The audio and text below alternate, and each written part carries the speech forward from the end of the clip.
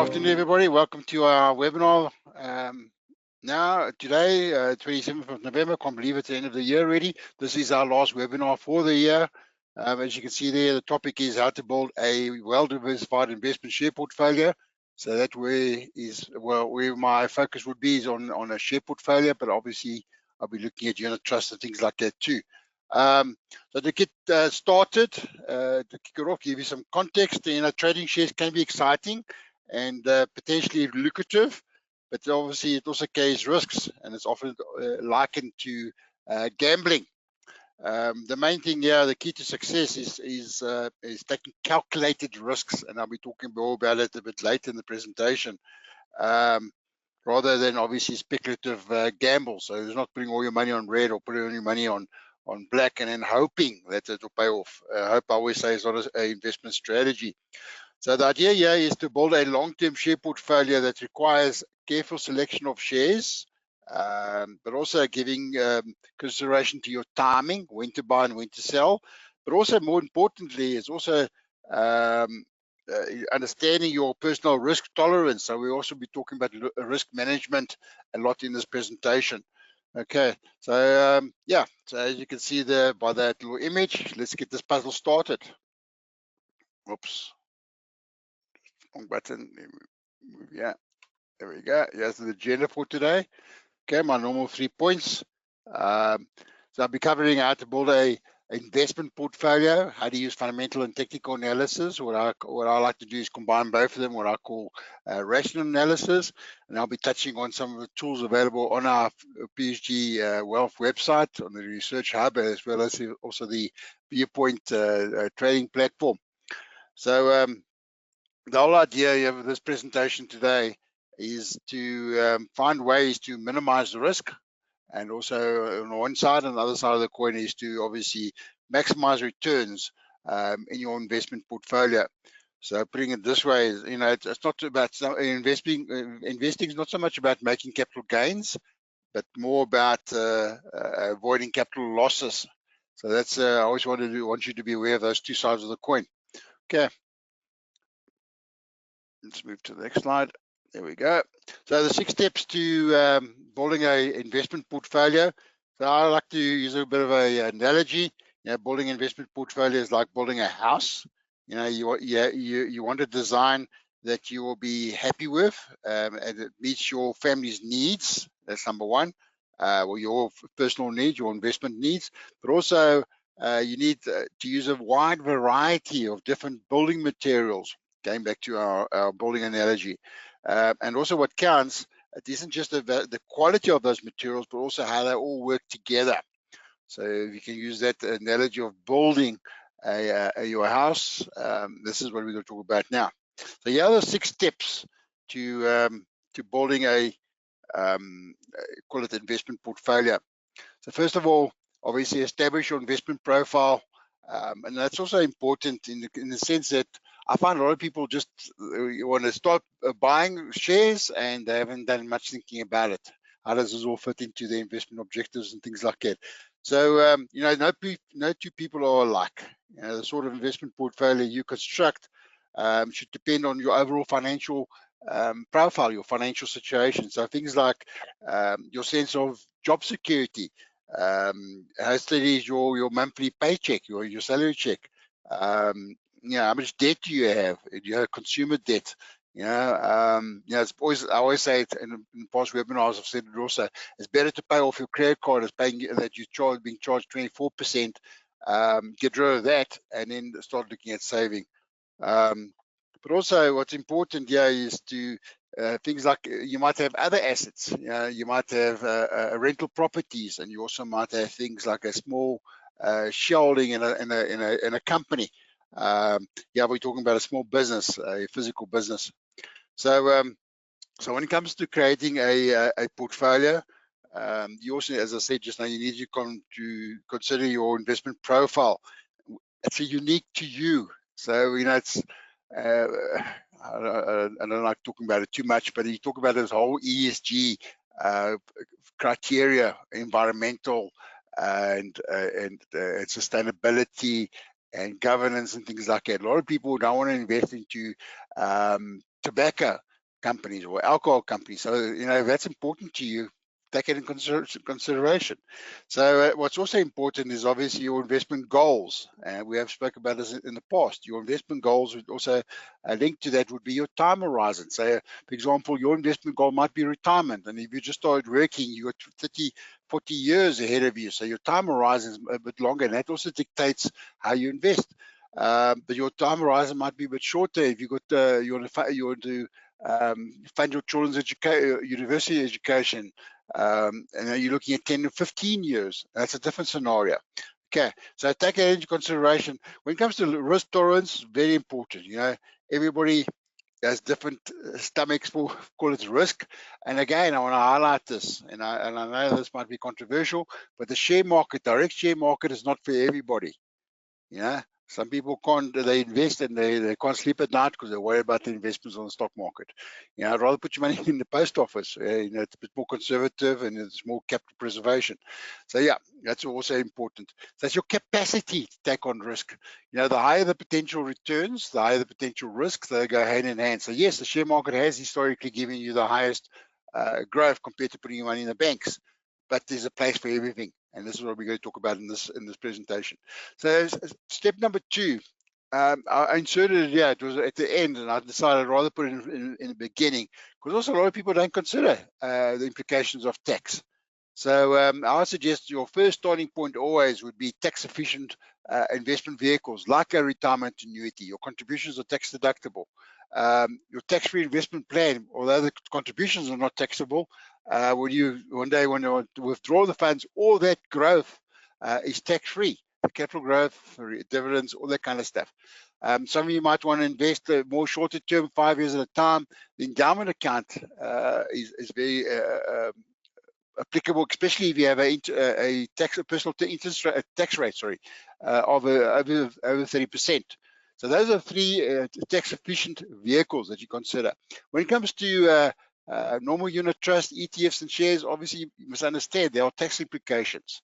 So if you are buying and hold a share and will buy and sell a share and it's less than 3 years, that's income tax. Any growth you have to add it to your income tax, income there, and then obviously you might be taxed at a higher tax bracket.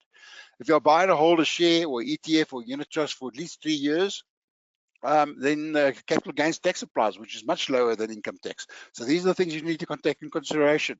But also be aware that dividend withholding tax is 20%.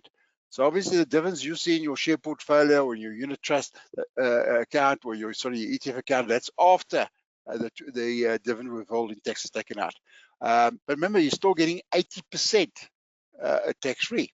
Look at it that way. And then also what's important is determining your allocation, asset allocation.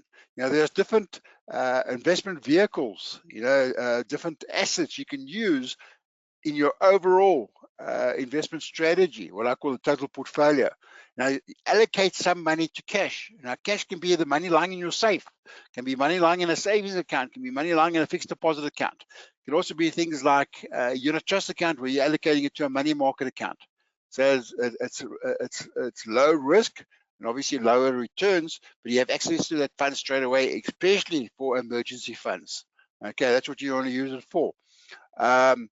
But also, you know, you want to have access to either unit trust or ETFs, especially if you're just starting out and you haven't got a lot of funds. And then using things like a monthly recurring contributions, you can start as low as 500 Rand and then build up the capital. So you got what they call rand cost averaging, number 1. And obviously what's important also, for one unit trust, you're buying into a basket, or for one ETF, you're buying into a basket of shares. So they give you that diversification straight away. You might also want to allocate certain part of your funds to property. Yeah, well, I'm specifically talking about rental property, where it's going to give you income. And then obviously we're also talking about shares. We're going into more detail just now. But they say that asset allocation is one of the most important steps you can use in building a diversified investment portfolio. So, you know, some people have all their money in shares and unit trusts and ETFs. It's what I call a paper asset.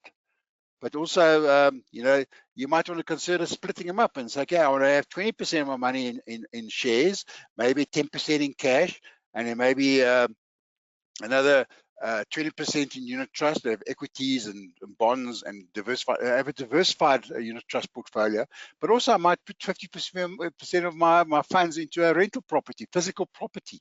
So it's all different ways of looking at it. Okay, so that's what's important when we talk about asset allocation. You don't want to have all your eggs in one basket.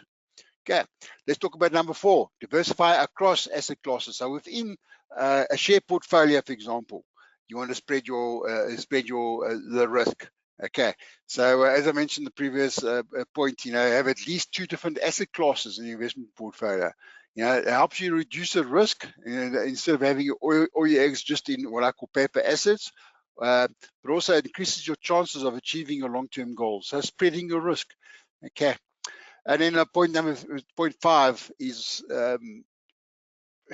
basically diversifying. So a share portfolio, for example, you want to build a portfolio where you're investing across 3 to 5 different sectors. So you're not putting all your money in gold shares, for example. So 3 to 5 different sectors, but also between 8 and 12 different shares for what I call a spread or diversified share portfolio. So that's what's important. And we're going into more detail just now how to select those shares. The idea also depends on your style. Some people might be what they call a value investor. Warren Buffett, he's a value investor. He's a bargain hunter. So you want to look for shares that are trading below its intrinsic value or below what the rest of the market is thinking that the share we're trading at. And I'll show you some examples just now. So that's what you call value investors. Some of you might be growth investors. Like you pick shares that are going faster than inflation, faster than its peers. They're not cheap from a valuation point of view, but they're growing very fast. They might be paying out some dividends still. And then talking about dividends, some of you might be dividend investors. You want dividend income, or you want to be all 3. I'm all 3. I call it the 3-sided approach. I'm a value investor, I'm a growth investor, and I invest for dividends. So those are what I call about how you select a portfolio. So the spread is important, the first S, and then obviously the structure. You also look at, when you're first starting out, you might say, okay, I want to start building my 4 pillars, might be the large cap stocks. These are looking mainly at the stocks in the top 40. So, these are what they call the big blue chip shares. Companies been around for a long time. They provide consistent growth, consistent dividends. They're not shooting out the lights like the smaller mid-cap stocks. They're not growing as fast, but they're like, there's an old saying in the market, elephants don't gallop. So there's steady growth. Okay. So you might also want to allocate some stocks, some funds to what we call mid-caps. So if you look at the top 100 companies, the large caps are the top 40, the next 60 companies with the mid caps. So it's the size of the company, market capitalization. So these companies are, they're still growing. They're not on the radar screens on a lot of institutions, but they're good quality companies and they're growing. And then also you've got anything outside the top 100, which we call the small caps. These are the red chip shares. These are obviously a bit more speculative, might be a bit riskier. But the idea is to still look for quality and companies that are growing. Okay, so that's how you would select your investments. But also very importantly, point number 6 is to monitor your portfolio. So, do a regular review and then rebalance, at least a yearly. So if you initially started out at 10% to cash, for example, and that has slowly whittled down to 5%, you might want to add more cash. You might have allocated 50% to rental properties or to shares, and that might have gone up or gone down. You want to rebalance. So it's not about chasing performance, it's managing risk. That's what's important here. So I hope that makes sense. Okay, let's talk about fundamentals, using fundamentals and technical analysis. I like to, as I say, I like to use the 2 approaches. My background as such, I am a technical analyst, but these are 2 different methods to evaluating a share and obviously making an investment decision.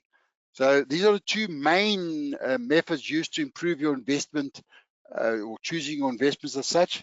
While both aim to predict the future movements and identify profitable opportunities, they do take 2 different approaches. So they are complementary. And let's go into more detail here. So what is fundamental analysis? Fundamental analysis is used to evaluate what we call the intrinsic value. What is the real worth of a share? Okay, and you'll see an example just now when I talk about redefine. So we use various tools. We use obviously financial statements, the income statement, the balance sheet, and cash flow statements. I know they've got new names nowadays, but I still refer to them as the income statement, balance sheet, and cash flow statement. But the whole idea here, you want to determine what is the long-term value of the company. So you want to look at the intrinsic value and compare it to the current share price.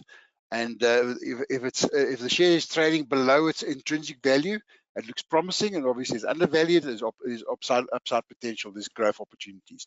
Other way around, if the share price is trading far above its intrinsic value, we say it's overvalued.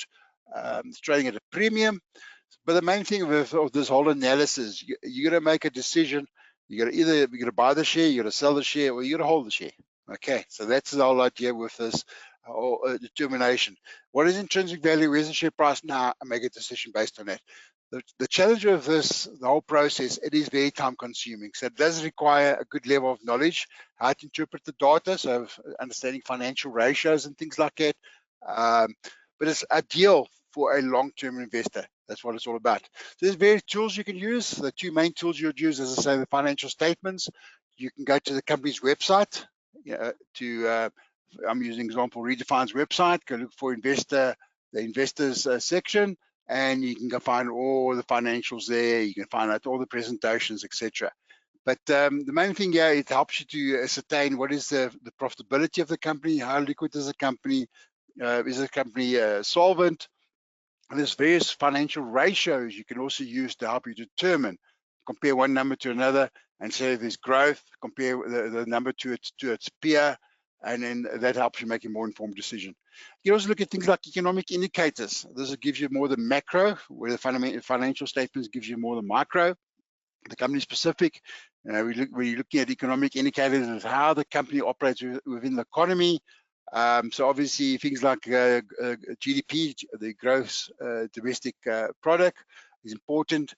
Inflation is important. Unemployment, all those kind of financial these ratios that you hear all the time is important. But the most important from a share market point of view is interest rates. We saw that the Reserve Bank governor cut interest rates by another 25 basis points last week. And compared to 2 months ago, we had also 25 basis points. But the whole idea is the relationship between interest rates and the stock market is like a seesaw. Interest rates come down, stock market goes up. Vice versa, interest rates go up, market comes down. Okay, so that's the relationship. So all it is, the consumers got more money in their pocket. So that's why we have to look at it. Yeah. You can also look at, for example, the two-pot system. There's a lot of people are taking money out of their retirement savings now. Ideally, they should be getting rid of debt, but a lot of people are spending it on, we're talking about tomorrow's Black Friday, so a lot of people will be spending money on things they don't need. Okay. You can also look at things like the news and the economic events, following the newspaper, reading the Business Day, reading the Financial Mail. It helps you also to look at what's happening in the industry and things like that.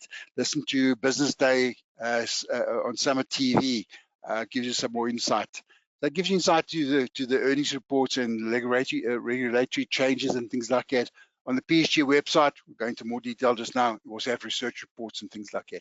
And that goes to my last point, qualitative information, management quality, industry cycles, all that kind of things help you make a more informed decision. Okay, what is technical analysis? Yeah, we're just looking at two things. We're looking at price movements and obviously volume. Those are the two main things that we use, and we use mathematical formula to create a whole lot of different technical indicators. We use things like candlesticks, Japanese candlesticks, been around for about 1,000 years. So it's still very applicable in the markets today.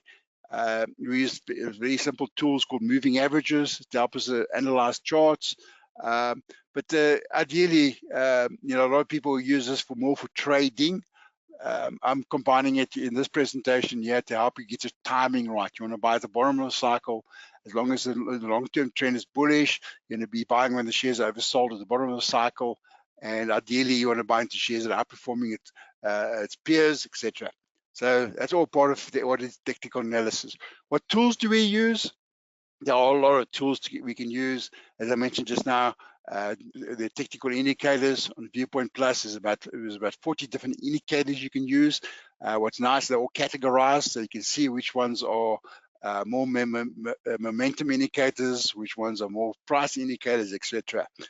Volume analysis is also very important. There's a number of shares traded, gives you a good insight to people have inside information.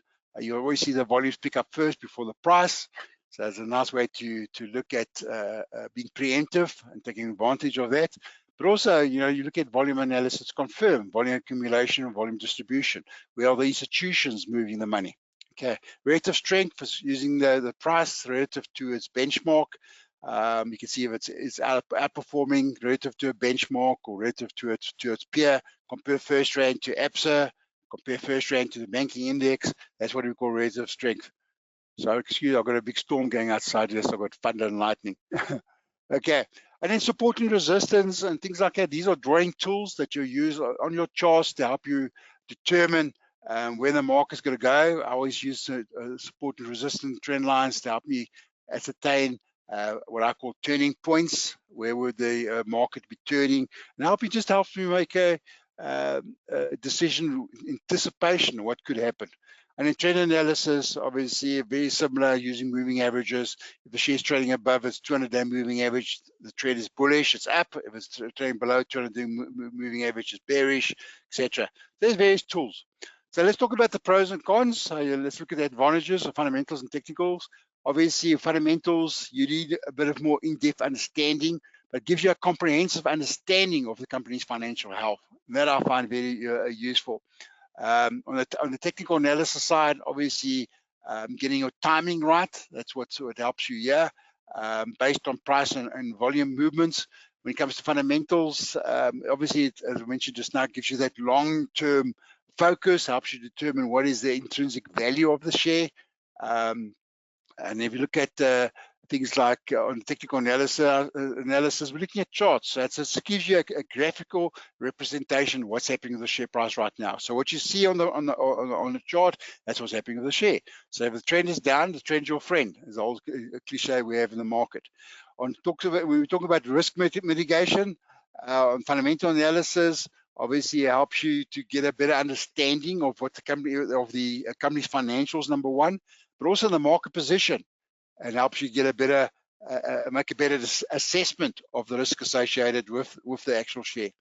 On the technical analysis side, it's very useful to, for example, things like stop loss.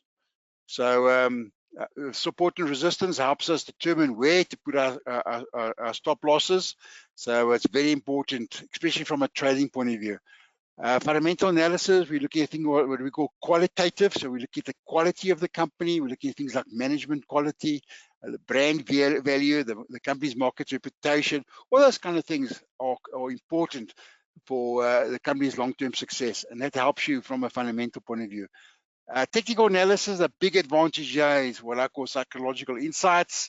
As I mentioned just now, the share price, when the share price is falling, it tells you the market psychology, it tells you the market sentiment. Now, the market sentiment is bearish. People are not very optimistic about future prospects for the company. Okay, so again, as I said, that old cliche, the trend's your friend. Both strategies are very adaptable, so they can be applied to any asset class. Okay, let's look at the disadvantages.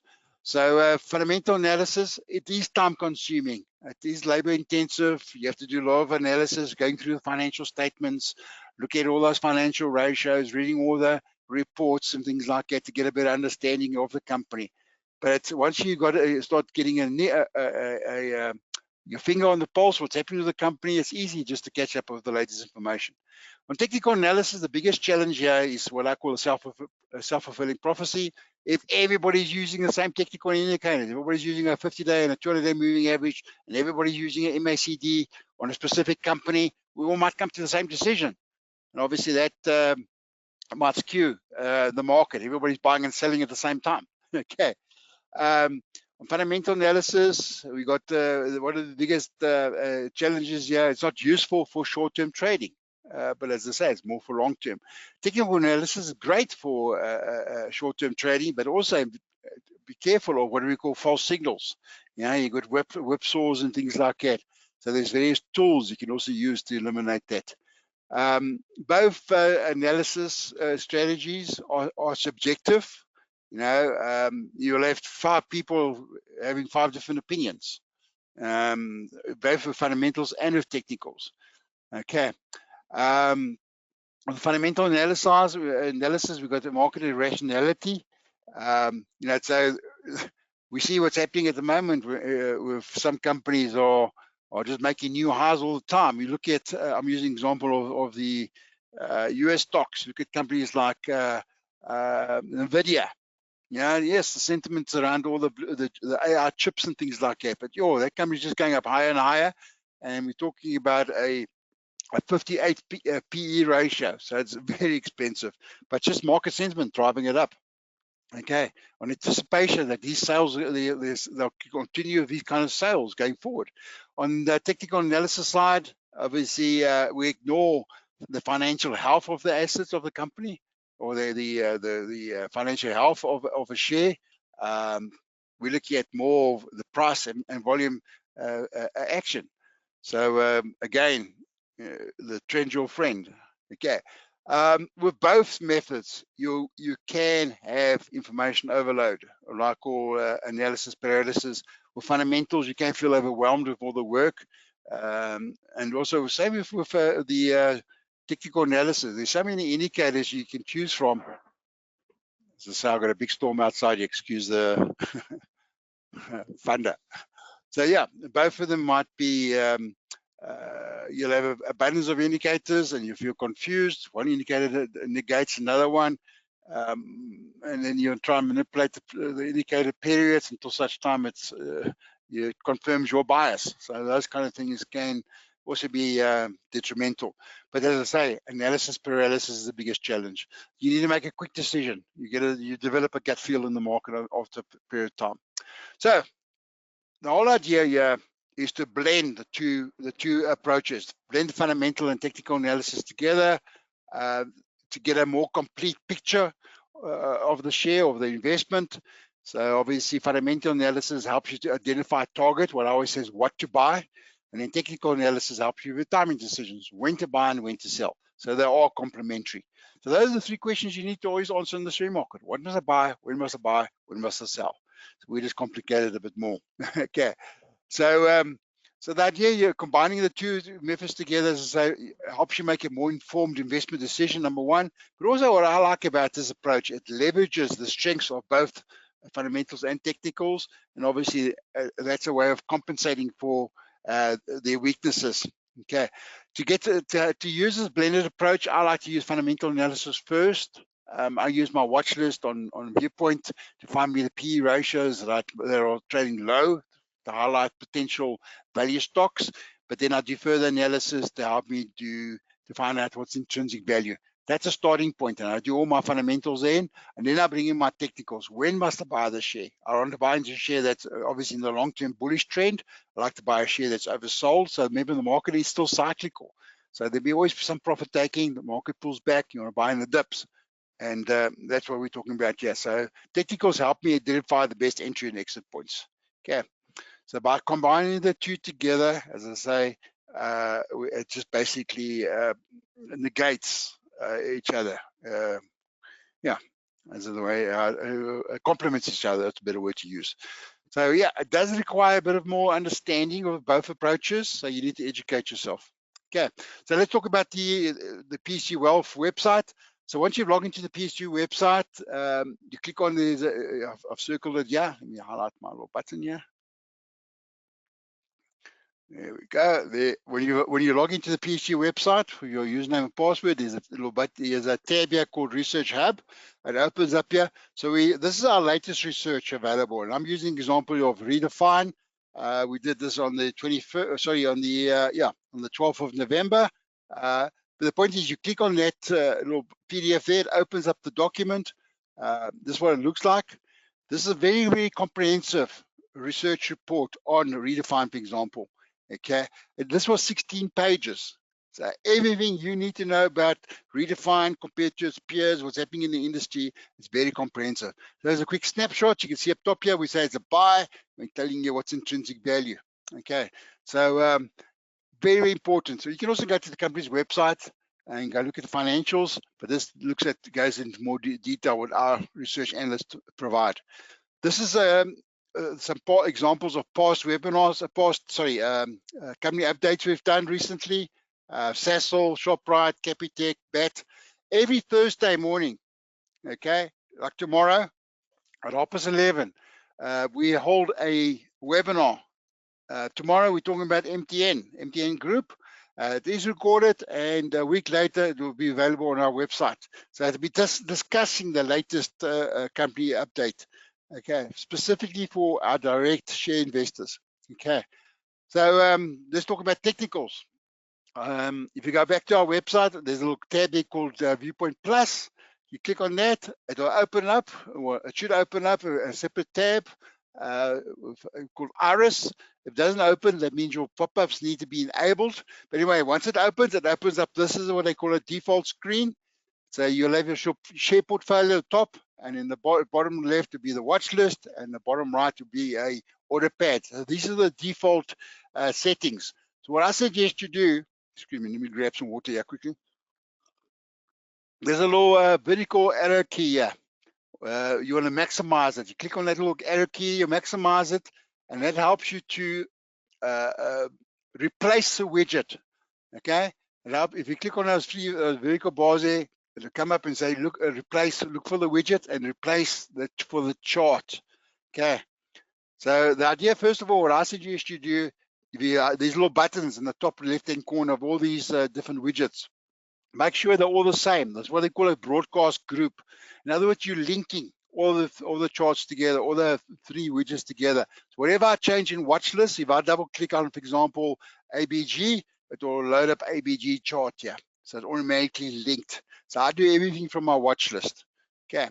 So as I said, what you want to do is replace your order pad with your charts, and you want to add indicators. You can add in trend lines and all that a bit later, but that's the idea, to link them all together. What I find useful also, if you click on that little box, that little grid there, it can help you actually edit and personalize the watch list for yourself. So what I like to do is I take out, obviously I'm looking at my JSE shares, I take the exchange out, I don't need the exchange, but what I do then, I also add in the P ratio, and I add in the dividend yield.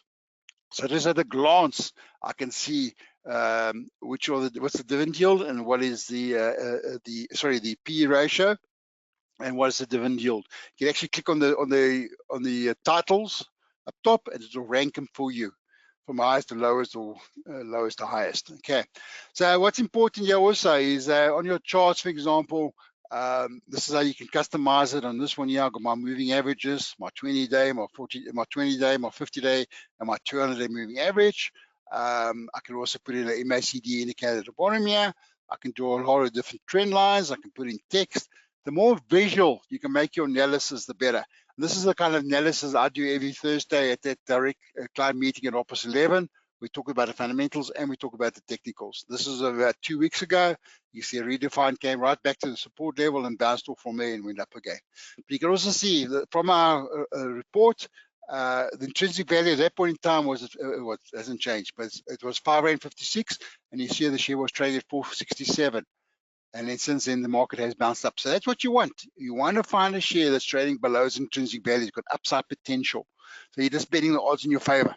So I hope that makes sense. Okay, cool. Let me move on. I'm running out of time here. Okay. Well, as I mentioned just now, these webinars are recorded. You'll find it on our YouTube channel. You can see right at the bottom there, that's where you'll find it. But also on our homepage, before logging in, scroll right down to the bottom. You'll find these little icons for all the different social media. Click on YouTube, and then under videos on this page, you'll find our YouTube, company reports. That's the one I'm referring to. There we did Sasol. This is where the research analyst did it to the financial advisors, did a presentation for our financial advisors, goes into a bit more detail. And this is what we do on our Q&A session on a Thursday morning. Okay, and this is also where you'll find all my past webinars. Okay, so you can find it all there. So quick summary, we discussed 3 main points. These are the 6 steps to building an investment portfolio. It just helps you a bit more to do your homework. That's what the point I'm trying to do. Just don't just jump in and hopefully at the end of the day that you'll restructure your portfolio every day, sooner or later, but do it from the beginning. Plan it out. What you're going to do. Use fundamentals and technicals, especially when it comes to share portfolio. I know we haven't touched much about unit trust and things like that, all the other different asset classes just because of time constraints, but the same approach will be with unit trusts. So your first stepping point would be your retirement annuities, and remember those are regulation 28. So the best approach there would be have a balanced, what they call having a balanced fund. The PSG balanced fund gives you exposure to local and offshore exposure.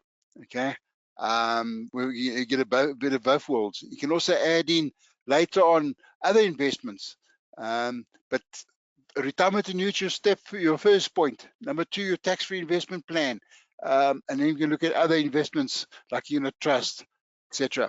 Okay. Yeah, and obviously with when you're doing research on that, these the fun fact sheets, you get a performance review from your portfolio. All these things help you make a more informed decision. You can phone me. I'm an investment specialist. There's 2 other colleagues of mine that also help you make more informed decisions with the tools. And then obviously we touched on the research hub, fundamental recommendations, and then just to highlight again that weekly webinar. You should get an email invite every week from Sarul's name on, inviting you to those webinars. Go register or attend, and then you'll be able to get access to the recording straight away. The watch list is a very important tool. Obviously, it's defaulted to the top 40 and mid caps and things like that. The idea is to create your own watch list. Make it more, make it a list a bit smaller, and then focus on those 25 shares in that little watch list of yours. And then obviously the viewpoint charts helps you with technical indicators and trading tools to help you make more informed decision. So I hope you guys found this useful. These are all different links to our investment products I've mentioned before, and I highlighted, for example, the tax-free, the RA, VIP, and then also the share trading account. So I want to highlight also another tool for you guys is to those of you that are also involved with the on the share trading side is our Telegram group. Join our Telegram group. And the idea here is that you download the app. Telegram is very similar to call it WhatsApp, but you download the app from the Google Play Store, the Google Play Store, from iStore, and then the idea is that once you've downloaded and installed it, you'll send a message via Telegram to the phone number 084 496 084, but I'll put in the email to you guys, okay, when I send out the recording and the PDF, with your name and your account number, and we'll add you to the Telegram group. So that's just another tool to help you keep informed of what's happening in the market. We highlight every day what's happening in the market, how the market closed, and what's happening, any news coming out the market. So it's a great way to keep up to date. Okay, so let me see what kind of questions you guys have before we conclude. Cool, questions. There's a question from Tabo. Tabo wants to know, what's the minimum investment required for a share trading account? Great question, Tabo. Sorry, I forgot to mention that. We don't have a minimum investment, but obviously you need to take consideration our trading costs. Our trading cost is 260 Rand. So with so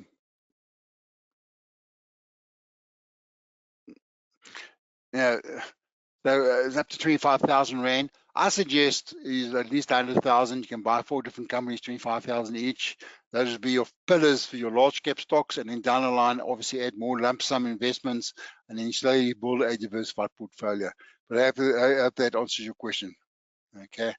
I can tell you now, for most people, a unit trust equity account is a much better way to go, because they don't have the funds, number one, as a big lump sum. Number two, they don't have the experience or the expertise, and also haven't got the time to watch the market. So, so rather get a fund manager to choose the stocks for you. So unit trust way is the best way to go. It's a starting point. And then down the line, learn more about the market, and then we can start building it from there. Here's a question from Belinda. Belinda wants to know, can she open up a tax-free for her daughter? Yeah, yes, of course, Belinda. Yeah, you just register online using her personal details, and then when it comes to the tax number, put in, I think it's 8 zeros. What you need to do also then just refer to the FICA requirements for a minor. There's certain things that you have to, additional documents you have to send in. I don't see any other questions. So I presume I've answered all the questions for most people. But guys, I hope you've enjoyed this presentation. As I say, this is the last one for the year.